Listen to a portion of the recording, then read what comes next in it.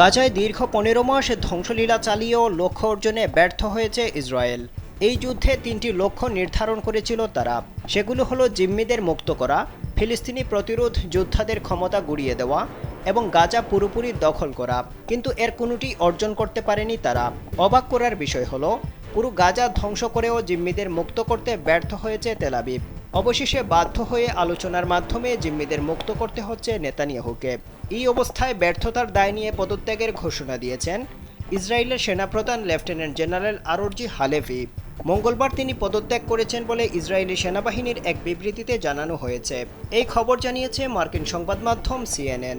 ইসরায়েলের সেনাবাহিনীর প্রকাশিত পদত্যাগপত্রে হালেভি বলেছেন, ৭ অক্টোবর সেনাবাহিনীর ব্যর্থতার জন্য নিজের দায় স্বীকার করে তিনি বিদায় নিচ্ছেন। তিনি বলেছেন, সামরিক বাহিনীর উল্লেখযোগ্য সাফল্যের সময় তিনি পদত্যাগ করেছেন। তবে ফিলিস্তিনের সঙ্গে ইসরায়েলের যুদ্ধের সব লক্ষ্য অর্জিত হয়নি বলে স্বীকারও করেছেন তিনি।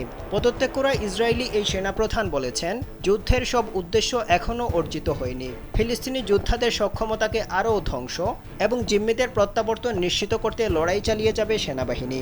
আর এর মধ্য দিয়ে ফিলিস্তিনিদের হামলায় বাস্তুচ্যুত ইসরায়েলিরা ফিরে আসতে সক্ষম হবে বলে আশা প্রকাশ করেছেন তিনি।